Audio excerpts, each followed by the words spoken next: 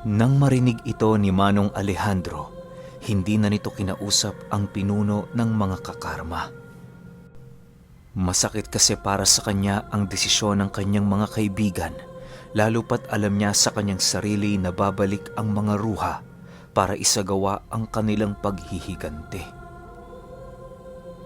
Sa pagdating nila sa tahanan ni Manong Alejandro, pinahiga nila sa lupa ang ruha, alinsunod sa nais mangyari nito. Matapos nilang maisagawa ang bagay na yon, pumatay sila ng 7 manok papaikot sa kinahihigaan ng nilalang habang patuloy na nag-uusal ng taimtim si Manong Alejandro. Nang maisakatuparan na nito ang kanyang nais, inilahad niya sa mga kakarma na tapos na ang trabahong ipinapagawa niya. Rakim, maghanda kayo. Kinabukasan darating ang hukbo ng mga ruha. Isaayos ninyo ang inyong mga sarili kung gusto nyong makiisa sa digmaang aming kahaharapin. Konting paalala, hindi ko kayo pinilit o pinwersang sumama sa amin. May pagkakataon pa naman kayong tumakbo kung gugustuhin ninyo. Huwag ninyo kaming alalahanin. Walang mangyayaring masama sa amin. Wika ni Manong Alejandro paglapit sa kanya ni Rakim. Matapos marinig ni Rakim ang kanyang sinabi, mariin naman tong nanindigan ukol sa mga bagay na nais nilang mangyari. Ayon sa nilalang, kahit anong pagtatabuyan ang gawin ni Manong Alejandro, mananatili silang tapat sa kanilang mga pangako. Alam naman ng maestro ni Maximo na sasabihin ni Rakim ang bagay na yon, kung kaya't tanging pasasalamat na lamang ang kanyang naibigay sa kaibigan niyang kailan may hindi nagawang tumalikod sa kanilang pinagsamahan. Halos kaya nitong isakripisyo ang kanyang sariling dugo, masunod lamang ang sa tingin niyang tamang paniniwala. Sa paglalim pa ng gabi, doon na nanatili ang pangkat ni Rakim sa tahanan ni Manong Alejandro. Hindi na nito ninais pang bumalik sa baryo, gawa ng wala din naman silang madadatnan sa lugar na yon. Bagaman ang iilan sa mga kakarma noon ay nakakaramdam na ng pagod at panghihina, nagpatuloy pa rin ito sa kanilang pagbabantay, kasama si Maximo. Sa pagsapit ng bukang liwayway, doon pa lamang sila nagpahinga para makapaghanda sa pagsapit ng kadiliman. Konting tulog lang noon ang kanilang binuno para magkaroon pa sila ng oras sa pagsasanay at paghahanda. Bilang tanda ng pakikipag-isa ni Rakim kay Maestro Alejandro, binigyan sila nito ng isang bandanang naglalaman ng mga proteksyong pangontra sa mga ruha. Kahit mabigat ang mga pangontrang yon sa katawan nila Rakim, pinilit nila itong dalhin alinsunod sa nais mangyari ni Manong Alejandro. Habang nasa katirikan pa ang araw, ibinuhos nila ang kanilang mga lakas sa pagpapalawak ng kanilang kaisipan sa espiritual na mundo. Si Manong Alejandro noon nagkulong sa kanyang kwarto upang makahingi ng tulong sa antingerong nagngangalang Ruben. Yun na lamang ang kanilang pag-asang nakikita para magwagi sa digmaang paparating sa kanilang lugar. Alam ni Manong Alejandro na madaling makakarating sa kanilang lugar si Ruben, gawa ng meron itong tanawan sa kanyang tahanan.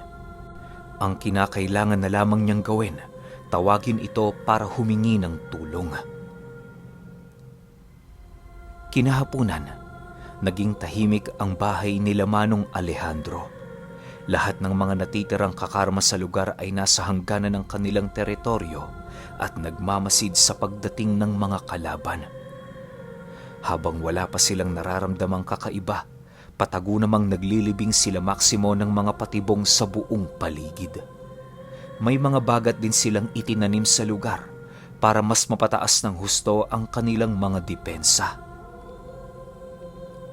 Sa pagtalikod ng araw sa kalupaan, matindi ang naging pagbabantay nila Manong Alejandro sa paligid.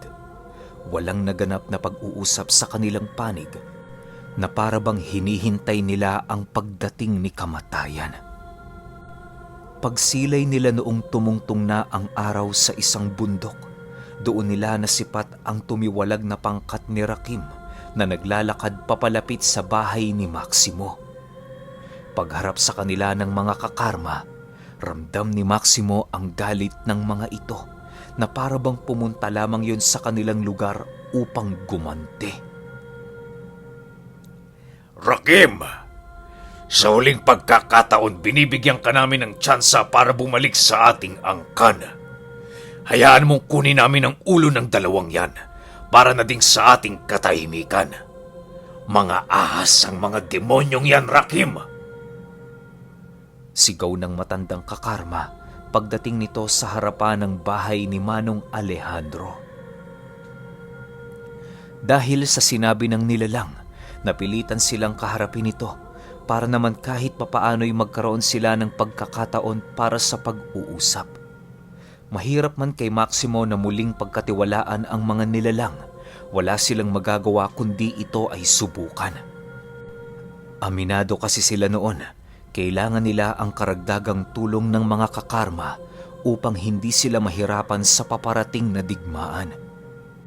Dahil sa wala naman doon ang pangkat ni Rakim, kung kaya't si Manong Alejandro na mismo ang humarap sa mga ito. Hindi papayag sa nais mo si Rakim. Kung gusto mo, pag-uusapan natin ang bagay na yan pagkatapos ng digmaang paparating sa inyong teritoryo. Nakahanda kaming kaharapin ng anumang parusa kapag napatunayan yung kami talaga ay nagkasala. Mahinahong sagot naman dito ni Manong Alejandro.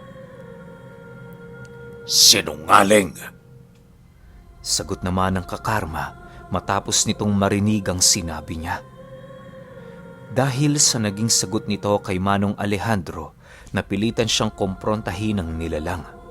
Alam niyang kinakailangan niya yung pakitaan ng dahas nang sa gayoy matuto itong kumilala ng mga nilalang na mas nakakataas sa kanila. Sa paglitaw ng kampilan sa kamay ni Manong Alejandro, agad namang napaatras ang mga kakarma dahil sa kanilang mga nakita. Pagsilay ng matandang papaalis na ito, mabilisan niya yung nilapitan at kasabay nito ang pagpaparamdam niya ng kanyang presensya sa nilalang na kanyang nakasagutan. Matuto kang magbigay galang sa mga taong mataas ang antas ng di hamak sa'yo. Sino ka para paratangan akong sinungaling? Maglabas ka ng batayan kung ako nga ang naging sinungaling. Galit na wika ni Manong Alejandro sa nilalang. Matapos nitong makapagsalita, buong lakas niyang itinarak ang dalawang kampilan sa tabi ng pagmumuka ng nilalang. Dahil sa kanyang ginawa, halos maagnas ang pagmumuka nito sa kadahilan ng hindi kinaya ng kabal ng kakarma ang umaalab na presensya ng kampilan ni Rahab Balinsusay. Sa pagpapatuloy ng ganoong pangyayari, bigla namang nabaling ang atensyon ni Manong Alejandro sa dulong parte ng palayan nang maramdaman niya ang pangkat ng mga ruha na naglalakad papasok sa kanilang lugar. Kung hindi siya nagkakamali, nasa 20 katao ang bilang ng mga ito na nagtataglay ng iba't ibang uri ng mga agimat at mutya na nasa panig ng kanan. Alam din ni Manong Alejandro na matitikas ang abilidad ng mga nilalang sa kadahilanang hindi ito gaanong naapektuhan ng mga bagat na itinanim ni Maximo.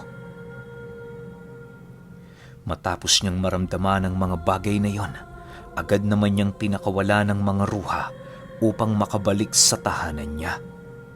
Pagdating niya sa kanyang kubo, agad naman niyang pinalakad ang kanyang mga mensahero upang maibigay ang kanyang pag-uutos sa pangkat ni Maximo.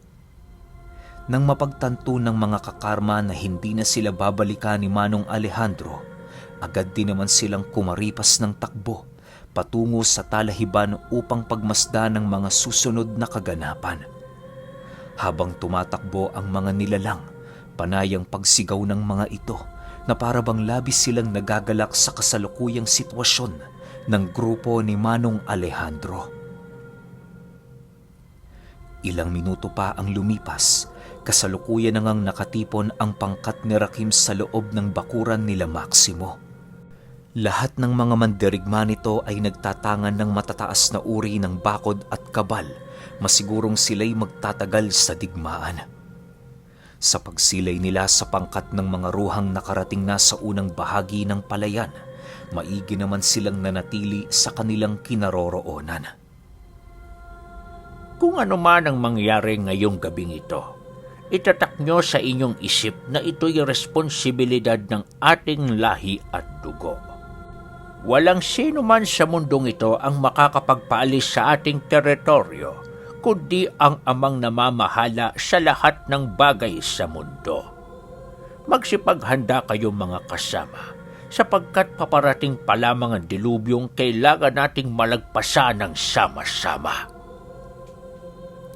Wika ni Manong Alejandro habang naglalakad papaikot sa grupo ni Rakim. Kinakailangan niyang gawin ang bagay na yon upang mapanatili ang mga moral nito na siyang susi ng tagumpay sa anumang uri ng digmaan. Magiging mahirap kasi sa kanila ang makipaglaban kung magkataong malabo para sa kanilang mga kasama ang mga rason kung bakit nais nilang mapagtagumpayan ang digmaang kinakaharap nila. Maya-maya pa, bahagya namang napatahimik si Manong Alejandro nang masipat niya ang mga ruha na nakatayo sa harapan ng bakod ng kanyang bakuran. Nanlilisik ang mga mata nito na para bang ilang minuto mula noon, kayang-kaya sila nitong lapain. Sa pagpapatuloy ng ganoong kaganapan, bigla namang napaatras sila Rakim nang marinig nila ang pagsisialulungan ng mga ruha. Habang ginagawa nila ito, panay naman ang pag-uusal ng iilan sa kanila na para bang yon ang kanilang ritual ng pagpapalit ng anyo. Matapos ang mga pangyayari, laking gulat na lamang nila Maximo nang masipat nila ang mga itong naging mga nilalang na nabibilang sa iba't ibang uri ng mga aswang. Ayon kay Maximo, na ang mga nakita niya noong mga oras na yon, hindi kapani-paniwala para sa kanya, gawa ng buong akala niya, purong dugo ng aswang ang mga ruha. Hindi niya lubos akalaing may lahi pala ang mga ito ng mga manananggal at mga sigbing kayang magpalit ng iba't ibang anyo ng hayop. Sa pagpasok ng mga ruha sa kanilang bakuran, buong tapang naman yung sinalubong nila Rakim. Punong-puno man ng takot sa kanilang katawan ay hindi nila ito ininda, gawa ng alam nila sa kanilang mga sarili, lumaban man o mamatay lamang ang kanilang pagpipilian. Sa pagsunggab ng mga ruha sa mga kakarma, mabilis na namang nag-anyong anino ang mga ito na siyang naging sanhi upang magawa nilang mailagan ang pag-atake ng kanilang mga kalaban. Subalit hindi lahat ng kakarmang nasa kaanyuan ng anino ay pinalad na makatakas dahil sa mga espiritual na lubid na tangan ng mga ruha. Kapag napupuluputan nito ang mga kakarma, kusa silang bumabalik sa kanilang orihinal na anyo na siyang nagiging dahilan para mabilis silang mapaslang ng kanilang mga kalaban. Sa pagpapatuloy ng ganoong kaganapan, kitang-kita ni Maximo ang pagkalagas ng mga kakarma, maprotektahan lamang si Rakim. Nais man niyang tulungan ang mga ito, alam niyang hindi niya yun magagawa sa kadahilanang pinapanatili niya ang sapat na distansya kay Manong Alejandro upang kung sakali mang malagay ito sa alanganin na sitwasyon, naroon siya para tumulong. Ilang minuto pa ang lumipas, doon nasipat ni Maximo ang 3 ruha na papasunggab sa kanya. Hindi na niya yun hinayaan pang lumapit, kung kaya't buong lakas niya na yung binato ng kanyang sibat. Pagkawala ng sibat ni Longhino at sibat ni Ahum, dali-dali naman niyang binunot sa kanyang likod ang natitirang sibat ni Arkanghel. Matapos ang mga pangyayaring yon, nagpatuloy ang pagharap ni Maximo sa kanilang mga kalaban. Halos ilang minuto pa lamang noon ang nakakaraan, subalit kitang-kita na niya ang pinsalang tinamo ng kanilang pangkat. Sa 11 kakarma noong kasama ni Rakim, 2 na lamang ang natitirang lumalaban. Si Rakim naman noon, lapnos na ang kabuuang anyo dahil sa mga nag-aalab na presensya ng mga kakarma. Nagagawa nitong tumagal ng ilang minuto sa digmaang ganun na ang kanyang sitwasyon dahil sa mga aninong kanyang nakain sa pagtagal ng panahon. Maya-maya pa, bigla na lamang nanlaki ang mga mata ni Maximo nang masipat niyang tumarak sa katawan ni Rakim ang isang armas ng ruha na gawa sa pinagtagpi-tagping mga bakal. Sa sobrang talim ng sandatang yon, walang kahirap-hirap nitong binasag ang kalasag at kabal ng pinuno ng mga kakarma. Maximo! Sigaw ni Rakim habang dinadala siya ng ruha sa malayong parte ng palayan. Dahil sa mga pangyayaring yon, nag-alangan na si Maximo kung sino ang kanyang tutulungan. Nais man niya noong sundan ng paglayo ni Rakim, hindi ito pinahihintulutan ng kanyang katawan na parabang patuloy pa rin ditong tumitimbang ang panganib sa kanyang iniisip na maaaring mangyari sa kanyang maestro. Sa pagkawala ni Rakim sa kanyang paningin, doon din bumagsak ang mga kakarma dahil sa kawalan nito ng pinuno. Animoy kasabay ng pagkamatay ni Rakim ay siya namang paghangad ng mga itong sumunod. Nang mapagtanto ni Maximo na tanging sila na lamang ni Manong Alejandro ang buhay, pinilit niya pa ring makipaglaban sa sukdulan ng kanyang kakayahan. Bagaman madurog na noon ang kanyang damdamin sa sakit na kanyang nararamdaman, patuloy pa ring matatag ang kanyang mga espiritual na sibat na walang habas na pumapas lang sa mga nilalang. Sa pagsilay ni Maximo sa maestro niyang pinaligiran ng 5 matataas na uri ng ruha, doon na siya nagpasyang gumamit ng karunungang matagal nang ipinagbawal sa kanya. Walang sabi-sabi, buong lakas niyang binigkas ang mga engkantasyon sa pagtatawag ng sibat ni Atardar upang mabigyan siya ng karagdagang lakas sa pakikipaglaban. Pinakamataas na uri ng dasal ni Atardar ang ginamit noon ni Maximo, na kung saan nabiyayaan ng elemento ng kidlat ang sibat nito. Sa paglitaw ng malakidlat na sibat sa kanyang mga kamay, buong lakas naman niya yung ibinato patungo sa lugar na kinaroroonan ng kanyang maestro. Habang hawak niya pa ang sandatang yon, ramdam na niya sa kanyang sarili ang dahan-dahang pagkalas sa kanyang katawan ng kanyang sariling diwa. Bago tuluyang dumilim ang paligid, nagawa pang mapakawala ni Maximo ang sibat ni Ahum na ibinato niya sa kalangitan. Matapos niya yung gawin, umaga na noong siya ay magising. Pagdilat ng kanyang mga mata, tumambad sa kanya si Maestro Alejandro na punong-puno ng benda sa buo nitong katawan. Ayon sa kanyang maestro, matapos niyang mabitawan ang bagay na yon, dumating si Ruben na siyang tumapos sa digmaan. Kasama nitong pinaslang ang mga kakarmang nagmamasid sa gilid ng palayan bilang parusa sa kanilang kataksilan. Ang mga ruha naman noon, sinigurado nila Manong Alejandro na walang makakaligtas upang hindi na ito madugtungan ng kasunod na kaguluhan. Bago tuluyang makatayo si Maximo sa kanyang hinihigaan, mariing inilahad sa kanya ng kanyang maestro ang tungkol sa pagkamatay nila Rakim. Wala na din sila sa dati nilang tahanan, gawa ng masyadong mapanganib para sa kanila ang manatili sa lugar na yon. Maximo, huwag mo munang masyadong pagurin ang sarili mo. Oobserbahan kita ng 1 linggo para masigurado ang iyong kaligtasan. Mahirap ang ginawa mong pagtawag ng sibat dahil maaari mo itong ikabaliw kung hindi natin maaagapan. Manatili ka sa loob ng bahay hanggat hindi ko sa iyo sinasabing maaari ka nang lumabas para magtrabaho. Wika ni Manong Alejandro. Sa pagpapatuloy ng kanilang pag-uusap, doon na pag-alaman ni Maximo na 2 araw na pala siyang natutulog sa higaang yon. Pagramdam niyang labis na siyang nagugutom, agad naman siyang hinatira ni Manong Alejandro ng pagkain na punong-puno ng bitamina para sa kanyang katawan.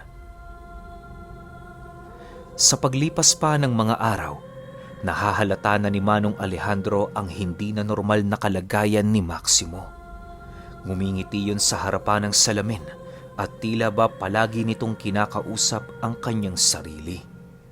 Nadadatnan niya rin yung nakikipagtalo sa dingding ng kanilang bahay, indikasyon na nagtataglay ito ng sintomas ng pagiging isang baliw. Nang mapag-alaman ito ni Manong Alejandro, ginawa niya ang lahat ng kanyang makakaya para maibalik sa dating estado si Maximo. Subalit, dahil sa tindi ng pinsala nito, naging imposible yon para sa kanya. Sobra-sobra ang pagkaawa noon ng matanda sa kanyang disipulo, gawa ng para itong bumalik sa batang pag-iisip. Nawala na din sa memorya nito ang lahat ng mga alaalang bumubuo sa kanyang pagkatao na siya namang naging mabigat na pasanin para sa kanyang maestro. Ayon kay Manong Alejandro, paminsan-minsan nakakalimutan ni Maximo ang kanyang pangalan. Ngunit sa kabila ng lahat, walang sawa naman yung pinapaalala sa kanyang disipulo nang sa gayoy hindi siya nito tuluyang malimutan.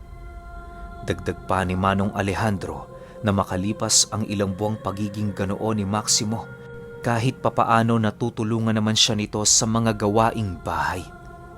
Mahirap mang sabihin para sa kanya, pero ang pakiramdam niya kay Maximo, may hahalin tulad mo ito sa isang manikang may buhay, subalit wala na ang kaluluwa.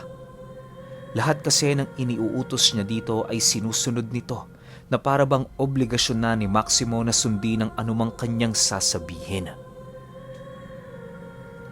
Sa pagsapit ng kabilugan ng buwan, habang natutulog si Manong Alejandro, biglang lumapit sa kanya si Maximo. Marahan siya nitong tinapik sa kanyang balikat na siya namang mabilisan niyang ikinagulat. Maximo, bakit gising ka pa? Matulog ka na nga. Ginulat mo ako ah. Bungad na wika ni Manong Alejandro. Maestro, patawad ho kung nagiging pabigat na ako sa inyo. Hindi ko na ho alam ang gagawin ko, maestro. Pakiramdam ko, ang kaluluwa ko nakakulong sa isang hawlang hindi ko malaman kung saan ang labasan. Iligtas niyo ako, maestro. Pakiusap. Mangiyak-ngiyak na sagot ni Maximo. Sa pagtago ng kabilugan ng buwan sa ulap, muling nanumbalik ang pagiging isip bata ng kanyang disipulo. Magmula nung araw na yon, palagi na niyang hinihintay ang pagsapit ng kabilugan ng buwan para makausap si Maximo. Ibinuhos din ni Manong Alejandro ang lahat ng kanyang oras para malaman ng lunas sa sakit ng kanyang disipulo. Habang hindi niya pa alam kung papaano gagaling si Maximo, pilit niyang iniuusad ang kanyang sarili sa pag-aalok ng panggagamot sa baryo. Matyaga niya noong sinasama ang kanyang disipulo sa kanyang mga lakad, masiguro lamang na hindi ito mawalay sa kanya. Bagaman mahirap ang kanilang buhay, naging masaya naman sila Manong Alejandro dahil kahit papaano'y may mga limos silang nakukuha sa mga mabubuting tao. Makalipas ang 2 taon nilang pananatili sa baryong yon, wala nang naging pagpaparamdam sa kanila ang mga ruha. Nabuhay sila sa lugar kung saan may kalayuan sa baryo para naman kahit papaano'y malasap nila ang katahimikan at kapayapaan sa kalikasan. Isang araw, merong bumisita sa kanilang pamilya na kung saan may matinding karamdaman ang anak nitong panganay. Kung saan-saang hospital na yun dinala, ngunit walang kakayahan ng mga doktor na matukoy ang eksakto nitong kalagayan. Pagsilay doon ni Manong Alejandro, segundo lamang niyang pinagaling ito na siya namang naging kamangha-mangha para sa mag-asawa. Bago tuluyang umalis ang pamilyang yon sa kanilang pamamahay, binigyan sila nito ng salapi para maipakita ang kanilang pasasalamat. Akala ni Manong Alejandro doon lang matatapos ang lahat, subalit ilang araw matapos gumaling ang binatang yon, bumalik ito sa kanilang tahanan para alamin ang kanyang istorya sa panggagamot. Parating bumibisita ang batang yon sa kanila dahil masyado itong nahihiwagahan sa kanyang mga kwento. Sa ilang buwan itong pabalik-balik sa kanilang tahanan, doon na siya nagpasyang ikwento dito ang kanilang karanasan ng kanyang disipulo. Kahit papaano, tiwala naman si Manong Alejandro sa binatang yon, gawa ng alam na niya ang ugali nito. Ayon sa matanda, katiwa-tiwala para bahagian ng kanyang istorya ang binata, gawa ng ramdam nito ang hirap na kanilang pinagdaanan. Labis-labis din ang pagmamahal nito sa kanilang talambuhay na siyang sumasalamin ng kanilang mga buhay sa pangkasalukuyan. At dahil sa kwentong ibinahagi ni Manong Alejandro sa binata, kung kaya't doon nabuhay ang kanilang istorya, noong mga panahong nagkaroon sila ng ugnayan sa mga kakarma na isang uri ng aswang na kumakain ng kaluluwa.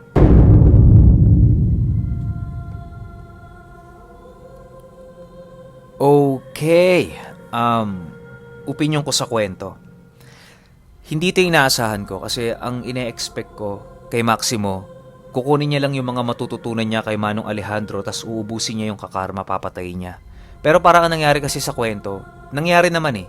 'Di ba sinabi din dito na parang hindi na nag-e-exist yung lahi ng kakarma, parang inubos na nila lahat, 'di ba? Pinatay ni, yun nga, nag-guess sa atin si Lolo Ruben. Akalain mo yun, biglang sumingit. Yun, inubos na niya. So, parang ngayon, panahon na to, wala nang kakarma. Ibig sabihin, simot na yung buong lahi na yun. Parang yun yung panapos ng kwento eh. Pero, sa side naman ni Maximo, parang nakakalungkot lang talaga na isipin ninyo, kapag wala lang yung buwan, doon lang siya matinong mag-isip. Tapos kapag nandyan yung buwan, parang babalik siya sa pagiging isip bata. Parang ganun yung nakakalungkot na nangyari sa kanya. Pero napakabait ni Manong Alejandro. Talagang tinuring siyang anak. Kahit may kapansanan na siya na ganun, kinupkup pa rin siya. Tas pilit pa rin sinasaliksik ni Manong Alejandro kung paano pagagalingin yung disipulo niya. Sobrang nakaka-touch yun.